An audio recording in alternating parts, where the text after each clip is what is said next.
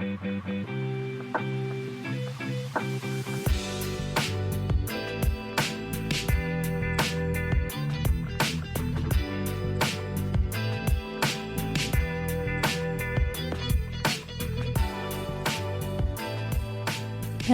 friends. Welcome to Lead to Gold. If this is your first time here, I'm so happy to have you. This is a show devoted to discussing all things growth and wellness. And if you've been here before, thanks for coming back. I'll give my little spiel right here at the beginning. If you are a returning listener or a new listener, either way, and you have not rated the show yet, wherever you're listening, see if you like this episode, and if you do, it would be so amazing if you could take a second to rate or leave a little review wherever you're listening. It really helps others to find the show, and that is the goal after all. If you're looking for a little bit more from me, I am on Instagram at Lead to Gold, and I also have a blog. So while I release podcast episodes every other Monday, I release blog posts every adjacent Monday. So there's something coming from me every week, all free, nothing to subscribe to unless you would like to get a nice little exclusive email once a month-ish with a private Spotify playlist that correlates to whatever astrological season we are currently in. So if you get on that soon, you'll get the Aries one just in time. And that one's going to be super extra special because it is my season. Haha. So anyway, lots of things coming out from me. All the links are in the show notes if you're interested. And the last thing I will mention is that if you would like to support the show in a monetary way, you can do that by getting some merch over at TeePublic, and the link is there for that as well. So thank you for any and all things. Thank you just for being here. I'm super happy to have you. And today's episode is going to be a deep one. I've had a ton of ideas for new episodes as of late, but this one came to me over the last week or so, and it's just really been sticking with me as something that I feel I would really like to speak about. So we're getting into it today. This one could potentially be a little bit dark, so just, as you're listening, maybe be mindful of your emotions, and if this is not the episode for you, that is okay. If it's not your vibe, I'll see you back in 2 weeks, hopefully. But yeah, sometimes that's the world of realistic wellness, right? Like sometimes we do need to have conversations about the things that are especially hard or especially scary. And I think the focal point of today's topic is what happens when we find ourselves in something of an existential crisis, because they're real and they do happen, and they seem to come up a little bit randomly throughout our lives at times. Maybe some of us struggle with them more often than others. And just personally, I haven't found myself deep in one in a while, but I'm sort of feeling myself kind of getting pulled into one. And there's a few reasons for that, I think, but I would like to kind of start this off with a little story time because I know that this is what has inspired me to talk about it.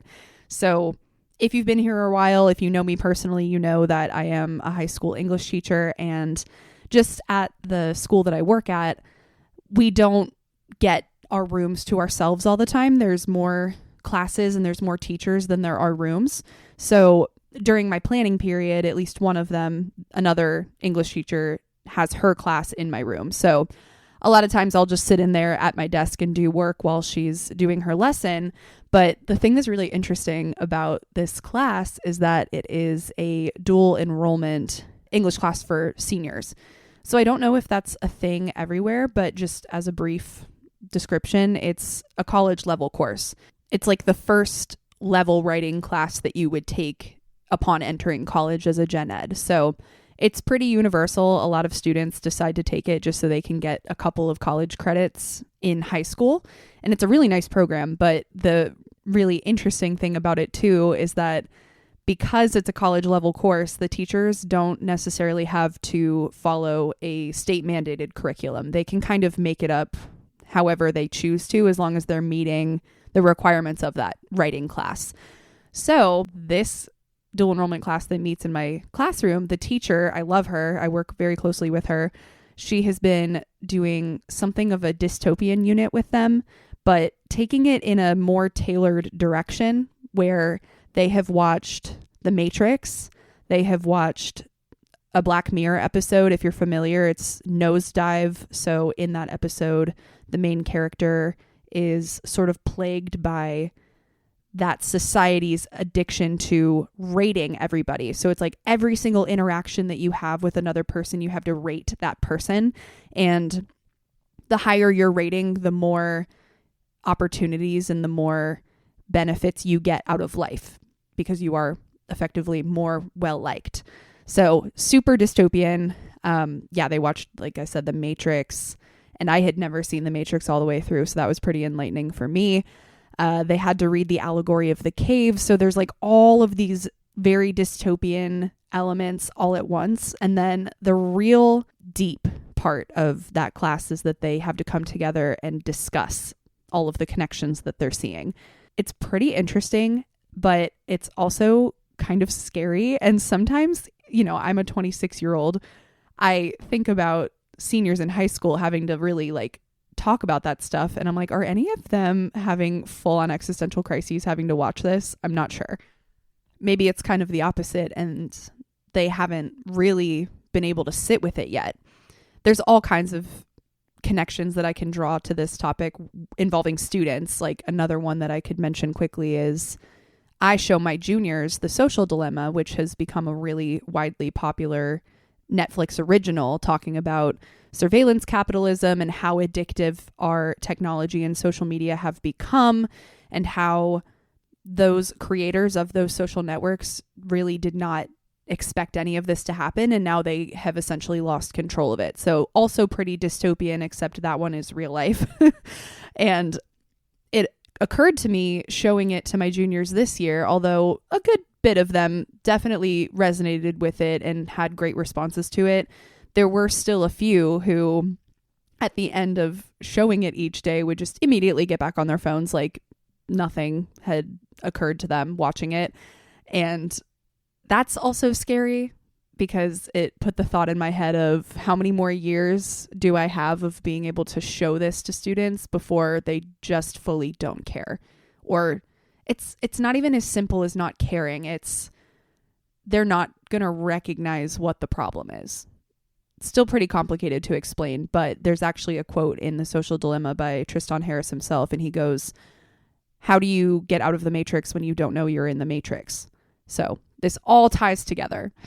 And the reason that this is coming to me now is because it has worn on me quite a bit. Sometimes I think being an English teacher is a little bit depressing because a lot of the stuff that we have to read for our own classes can be a little bit depressing. And again, I don't know to what depth the students are getting that, but I know that we're getting it. And this goes deeper than just being an English teacher, but it has definitely worn on me. Seeing all of this stuff, reading all of this stuff. I also, speaking of dystopian, just finished rereading the Hunger Games series, and now I'm reading the prequel for that. And maybe it's all just a little bit too much all at once. You know what I mean? Now I find myself going on social media and not quite doom scrolling, but just constantly being exposed to content from Palestine and how horrific that situation is and continues to be, and how little our politicians are doing over here to stop any of it. The primaries just happened, Super Tuesday. We voted in Virginia. I'm getting already severely burnt out from political discourse, and God knows how that's going to feel 6 months from now when we have the presidential election. Just all of these things feel so big and heavy and dystopian. It's like we are living in that dystopia that a lot of these books and media are portraying, the things that we're exposing our kids to. And it's a lot. It's so much. It's so much. And here's really where I want to get into the distraction element of this conversation, because in the midst of being exposed to all of this and thinking about all of this, it wears on me. And then I'll be thinking about it throughout my day and my evening. And I remember a couple weeks ago going to the gym with my partner and just feeling so icky because I was like in here watching all of these people sitting on the machines, staring at their phones, watching the TV. This one's absolutely hypocritical of me, but everybody's got their AirPods in, nobody's talking to each other. It's just so like surface level, going here, doing my thing, getting out, not interacting with anyone, even though there are like 50 people right around me. And I was just hyper aware of that fact in the gym that night. And a couple days later, I'm in the grocery store and just some like total random older stranger started talking to me and I couldn't understand him. His accent was really, really thick. And even that made me feel weird because I'm like, God, am I so lost in my own like media and my own life that I don't even know how to conversate with strangers anymore? Like, this is very weird. Just that stuck with me for a while. And I'll bring it back to that other English teacher that works in my room one more time, but same exact thing. She was wrapping up a conversation about one of the things that they had just watched. I can't remember what it was, but the entire last 10 minutes that she was speaking and having students try to think through what this is showing them, what this is supposed to mean and how it relates to our real lives. I'm watching 4 or 5 kids in the back of her classroom playing games on their phone. They just completely did not hear a word she said and couldn't have cared less. And I wanted to get mad. I wanted to call them out and be like, are you not hearing her? But I had to stop myself and realize that I totally do that too, in different ways. But when I go home at the end of the day, gosh, just last night, I was home alone for several hours and there were things that I wanted to get done and I completely did not get them done because I was just on my phone or watching YouTube or whatever. So the distraction feels at times like it is inescapable. And I find myself when I'm in moments like this where I'm definitely to a degree over analyzing it for all of humanity, or at least all of our society, what that means for us and why we're doing it. This is sort of the moment now that I'm here talking about it presently with you all, where I start to come out of it a little bit and really want to make sense of it. Like, why do we do this? Is this really a universal thing? Or is it just something that I'm noticing because I'm self-conscious of my own doing it? You know what I mean? So when we're looking around at the world, and this is the illusion that we start to fall into of everybody's distracted, nobody's paying attention to what really matters. There are things out there that really, really matter and nobody's doing anything. Nobody cares. We're all just distracted and alone. And first off, I don't think that's true, even though it might really feel like it at times. But second of all, it's important to at least be able to acknowledge when we do feel like this, when we are in that state of mind, because if we let it continue, we will fall into despair. And I'm not saying that it's bad to ever fall into despair. I do think it's somewhat necessary just to really kind of sober up and recognize what does need to be fixed societally. But we can't stay there forever, or it's just not going to be good for our longevity mentally. But when we get to that point, when we are disillusioned and upset and having that existential crisis of, oh my God, there's so much awful shit going on in the world and nobody cares, I think it is important to remind ourselves that the distraction comes from pain. The distraction is the easiest and best way for us as humans to kind of self-medicate. And I'm not saying that that's a good thing, but what I am saying is that a lot of us are not equipped, or we haven't learned how to sit with that pain yet. So those students who were sitting in the back of the classroom on their phones playing games after watching The Matrix and after watching Nosedive and having these super deep conversations about what this has to do with our real world, because a lot of it does relate. That's a really heavy conversation, especially for a 17 or 18-year-old who may not have ever been exposed to that before, or may have never really thought about it before. Like, to me, it's, when you think about it, that's a system overload. That's like, oh my God, I can't handle this conversation right now. So instead, I'm going to distract myself and play some games so that I can kind of bring my nervous system back down, at least temporarily. And I'm not trying to diagnose these kids, but that does seem to me like a pretty reasonable reaction to having a hard conversation that they may or may not have been ready for.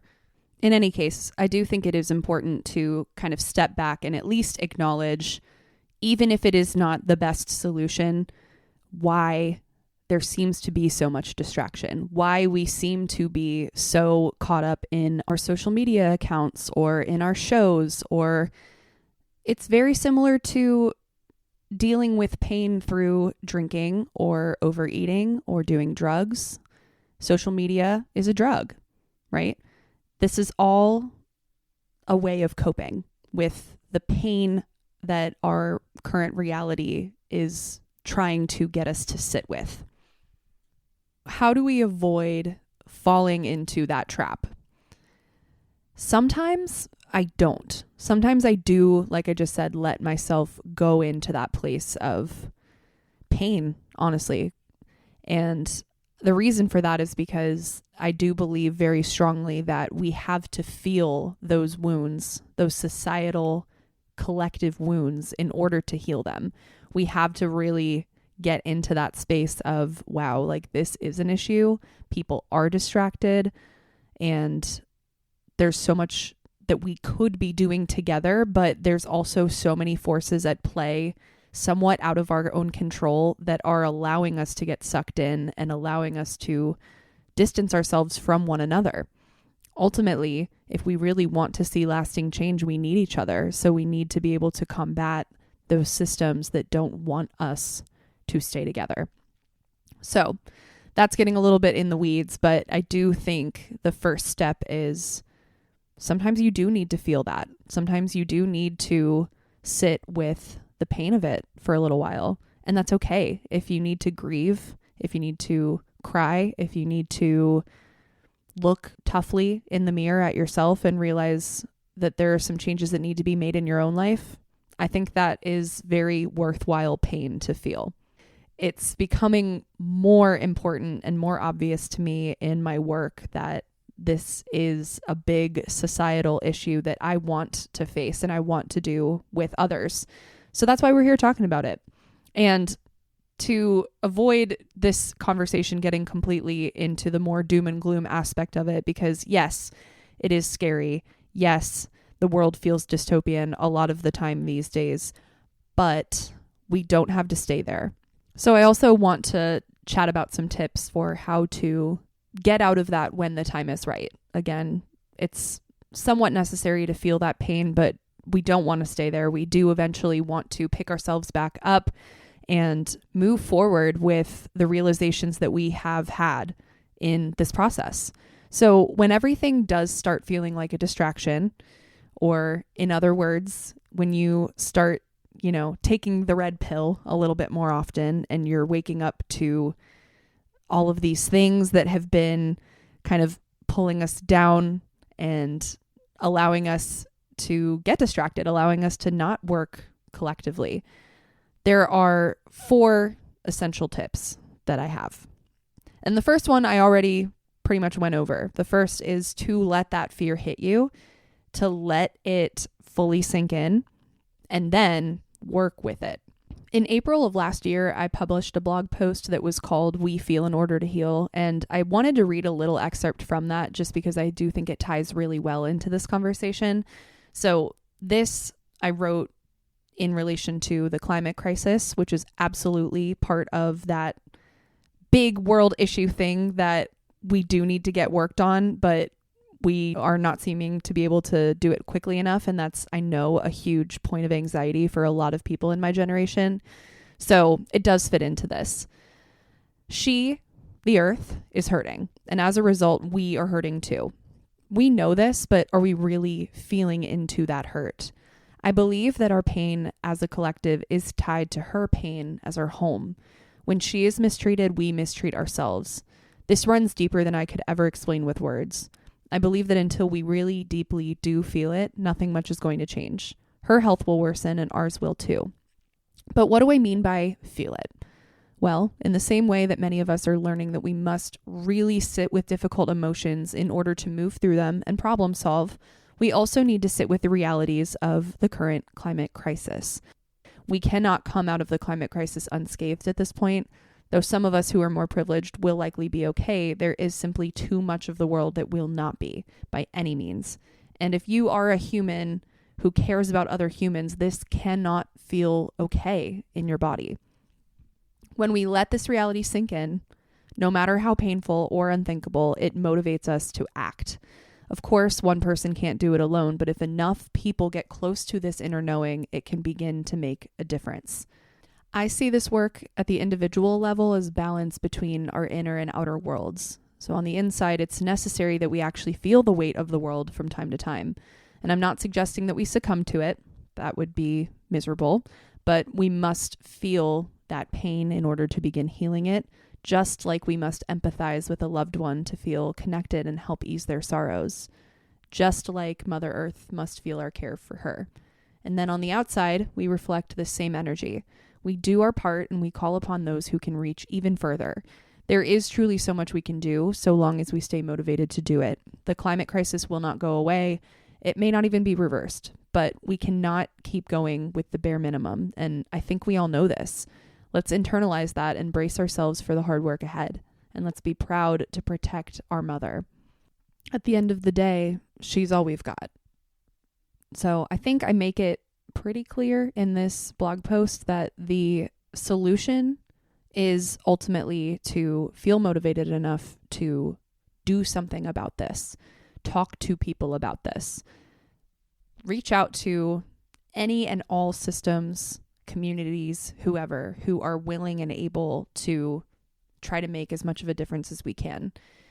And I'd like to think that this is becoming, especially with the climate crisis, this is becoming enough of a hot button issue, enough of a severe problem in the entire world that policymakers are starting to turn around and realize that, like, oh, if we don't do something about this, we truly are not going to survive, which is scary, right? Obviously that's scary, but hope is what is ultimately going to get us further to that goal. It's not going to be giving in, because if we give in, if we give up, if we stop caring because nothing is ever going to change, then nothing is ever going to change.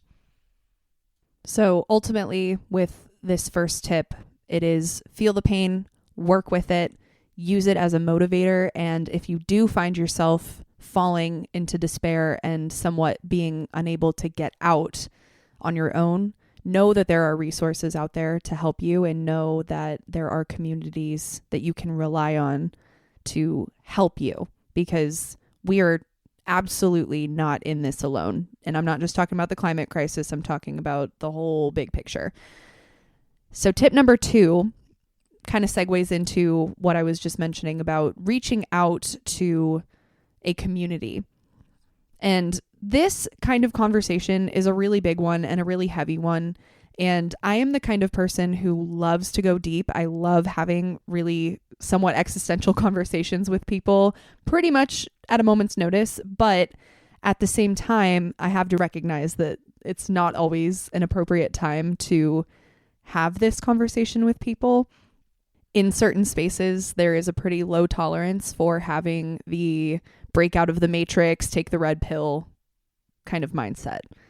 And it's really not always appropriate. I think we know this, but it can be tempting sometimes, especially on social media, to dig ourselves into some of this more heavy, broken world kind of stuff. And I'll use myself as an example because I have been posting a lot about Palestine lately. And I don't think that that's a bad thing by any stretch of the imagination, but I have definitely ruffled some feathers. I have definitely had people unfollow me and fight me in my DMs because of things that I've posted. And it can be a little bit tricky sometimes. I'm not saying that social media is not the place to do that, because it absolutely is. That's how news gets spread more effectively nowadays than our actual network news. But there is something to be said for kind of forcing these conversations on people who are not ready to have them. So again, social media is yours. You can post whatever you want. And if people want to unfollow you and fight you, that's their own agenda. That's not really something that you should let bother you or affect you or make you stop posting the things that you think are important. But do be cognizant more in your waking life and in your daily conversations of who actually is willing to hear some of these harder conversations, who is actually going to participate with me and lead productive conversation. There have been plenty of times in my personal life where I've tried to involve my parents or even my own partner to some extent in conversations that are heavy and are serious. And more often than not, I'm angry or frustrated or pent up about these topics. And that in and of itself usually doesn't lead well into a good, productive conversation, especially if it's with somebody who may not agree with you. So there's a lot of nuance in this, but I think the bottom line is to recognize who you are trying to bring this information to, and don't force it onto those who will not necessarily understand or agree with you, because in all honesty, that's probably just going to be more stress on you. It's not productive to try to red pill your dad, your conservative dad. Do you know what I mean? And I know, because unfortunately I have tried and I have also failed every single time. So it's more stress than it's worth, in my opinion. Ultimately, save these conversations for people who understand and people who are willing to feel that pain and also be motivated by that pain, because that is where true change could potentially happen. When you start meeting others and chatting with others who really want to see change in the same way that you do. And I think when we have this conversation, we're thinking pretty similarly. Like, we're breaking systems. We are examining the actual root causes of a lot of these overarching issues in our society, and we want to see a real lasting change. So have conversations with those people. And that leads me into tip number 3, which is help when and where you can. And thankfully, with the help of good community and good conversations, this is more easily done. If we're somewhat in that pit of despair and we start to recognize that, oh, I'm not the only one who feels this way, there are other people out here like me trying to do the right thing, that is sometimes enough to get us a little bit out of that cave and back into the goodness of the world. And then it compounds on itself, I find. You'll always hear people say that when they're feeling low or when they're in a rough patch in their own lives, something that greatly helps is actually giving back to others. And it doesn't have to necessarily relate directly to whatever big world issue is bothering you, but being able to be of service to another person reminds us of our innate goodness and our innate helping community, helping humanity. It's something that we are hardwired to do. It's just in some ways harder in our modern age to actually do it because we are more disconnected than ever. We are in a more individualistic society than we've ever been in. So it might feel difficult at first.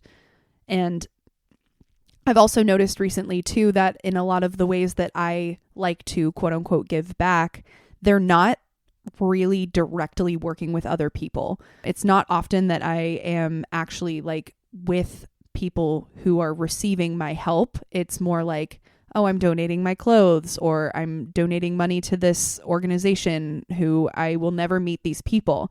So this might be a little bit more difficult, but I think it's worth trying to actually do something in person with other people that you are actively helping, because they see you, you see them, and it makes the human aspect a lot more clear.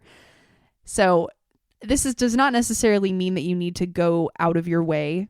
Don't stretch beyond your means, but you can start to reframe the way that you live your life in this way.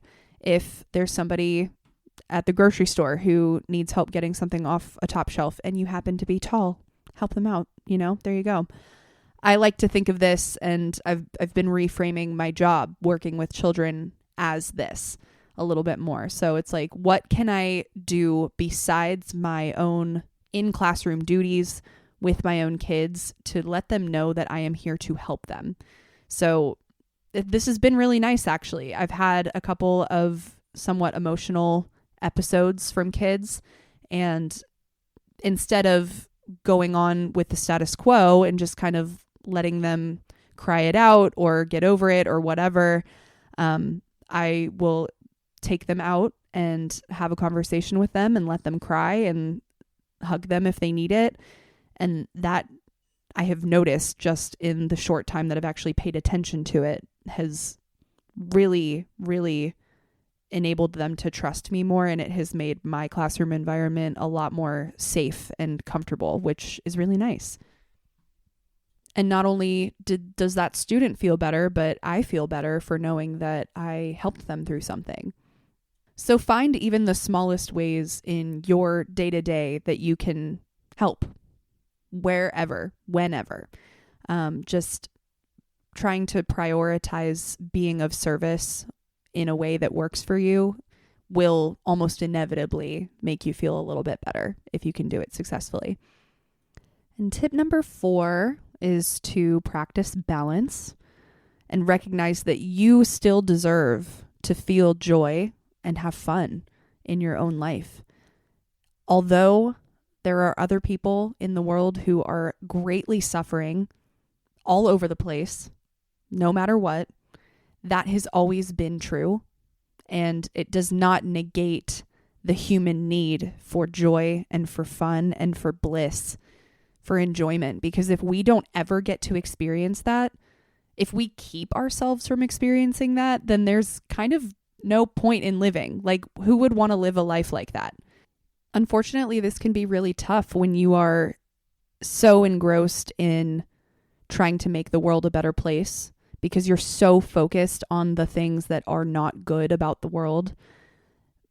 It begins to feel like, well, I don't really deserve to feel good either. While all of these people are suffering, why should I still get to enjoy my life? And a very real and very hard-hitting phrase that I've been seeing a lot lately is, all I can think about is Palestine. All I can think about is Palestine. And that is so true for me. It's every hour of every day. It's just not leaving my brain.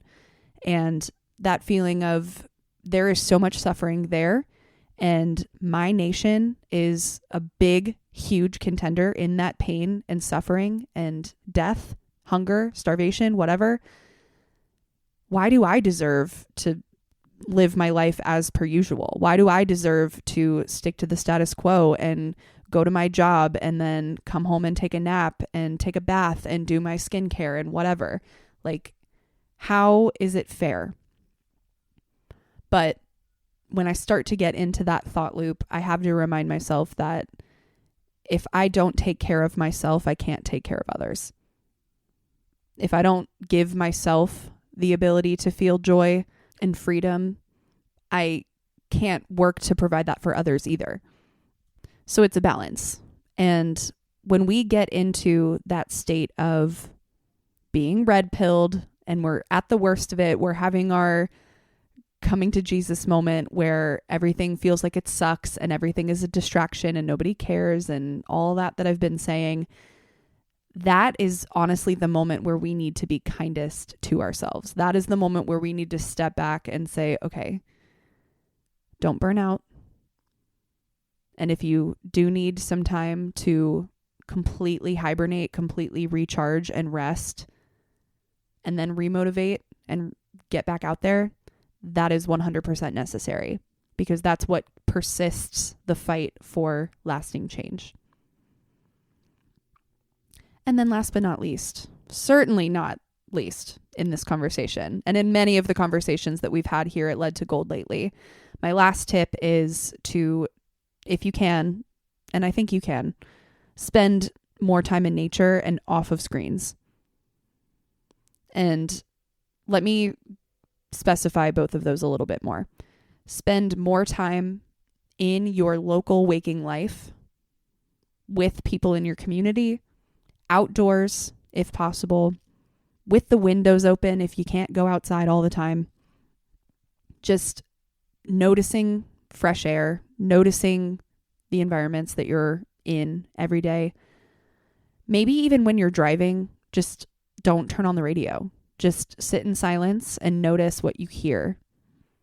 Have you heard how your car sounds lately? What's on your mind as you drive to work? Without distraction. If you notice that everybody in your life seems to be distracted, you probably are a little bit too. Limit your distractions and just try to live as simply as you possibly can in your present life without screens. So I'm talking like no social media, no TV. I mean, I guess you can have a little bit, do what works for you, but ultimately, I think the most effective practice in this is prioritizing presence, prioritizing your surroundings, and not distracting yourself by using social media or media in general, music, TV, movies, whatever. Allowing ourselves even one day, even just one single day, where we put that aside, maybe go for a long hike, maybe eat your lunch outside, whatever it might be, whatever's doable for you. That can calm our nervous system and bring us back to center so quickly. And I've found that to be true every single time I've tried it. It's actually kind of insane. It kind of feels like magic, but it's not magic. It's just nature. It's just us returning to where we were always supposed to be.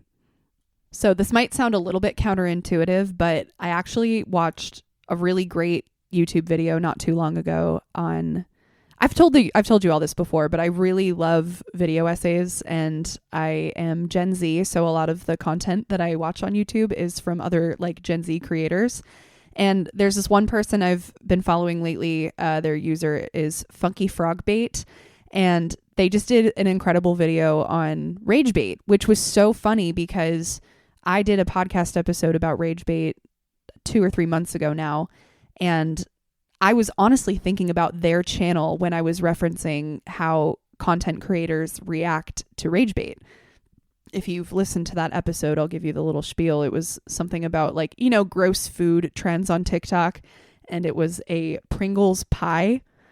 Gross, disgusting. I'm not going to go into the whole detail about that, but Funky Frog Bait taste tested Pringle pie on their channel. So that was literally the exact person that I was referencing when I was talking about that. But anyway, besides the point, they did a really good video on rage bait just the other day. And I wanted to actually play part of the end of the video because it is so honestly profound for such a silly video for a channel that just kind of talks about the silly, ridiculous, wacky shit of the internet.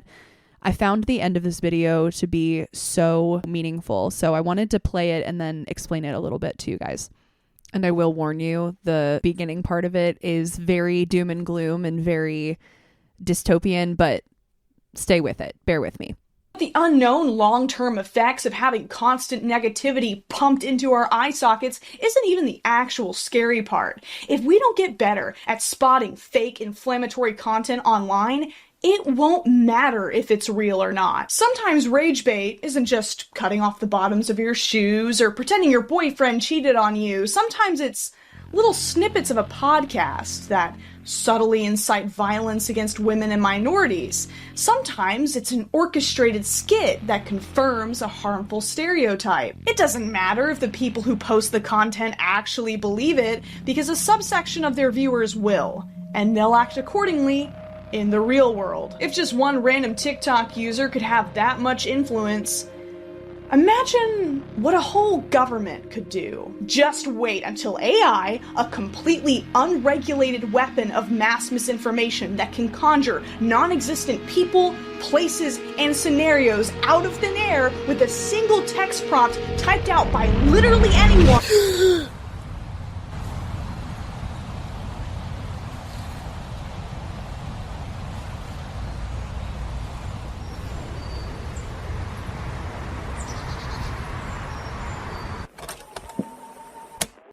So I'll do my best to describe what the end of that video looks like. It's probably pretty obvious, but a typical reaction creator, they're usually sitting in their room describing whatever it is. So that's exactly what was going on here. They were up close, kind of ranting into the camera, and then all of a sudden they wake up in lush green woods.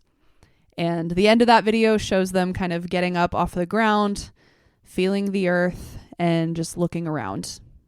They're near a river or a stream of some kind, and it's just kind of peaceful and nice looking. So maybe it's not profound to other people, but for a typical comedy creator on YouTube, I thought it was pretty interesting that that's how they chose to end that video, because it's so true. It's so real that is honestly what a lot of us need in order to get out of our pits of despair and stop feeling so shitty about the world. And from my own type of creation, Led to Gold, it can seem really counterintuitive to be giving so much focus to the doom and gloom of our society. But I think the most important thing is, again, having these conversations, because they are so real and they are so prevalent. So how do we grapple with that? How do we make sense of the hard and scary things that happen to us day in and day out? Whether we are completely engrossed in them, whether we are chronically online, or we're just noticing like, wow, people do seem distracted. People seem angry. Why is that? What's happening to us, right? So these tips, I hope, serve as a way to reflect on what we are noticing in our day-to-day lives and how we can stop ourselves from going too far into it. Again, there's a balance. We do need to be aware. We do need to be informed, but we also need to cultivate our own sense of well-being and happiness, come back to that realistic sense of wellness in order to be able to serve others. Because ultimately that is how we are going to create the change that we want to see, is being able to help ourselves and others through it. This is a space at the end of the day to celebrate success and celebrate wellness, but this is also a space to recognize what that realistically means. I never, ever, ever want this to be the platform that is the Instagram highlight reel, always at a beautiful beach, always swimming in crystal clear waters and perfect skinny bodies and beautiful French Riviera picnics. Like, that is not my brand of wellness. My brand of wellness is what is real and what is honest. And that's what I hope and care to bring to you all. So thank you for listening if you've gotten this far, and I would love to hear your thoughts as per usual. My DMs are always open. That would be lovely. I always love to hear from you guys. Send me an email, whatever works for you. And we will finish up today's episode, as we always do, with a card from the Healing Expansion Pack of We're Not Really Strangers. So if you have a journal nearby, I always encourage a little journaling reflection here. But yet again, let me just say, in the importance of staying honest, I have been really bad at journaling lately. So no shade if you're not going to do it. But hey, if you're better practiced than I am currently, go for it. So here is our question for today. What do you need right now more than anything? I need to eat well.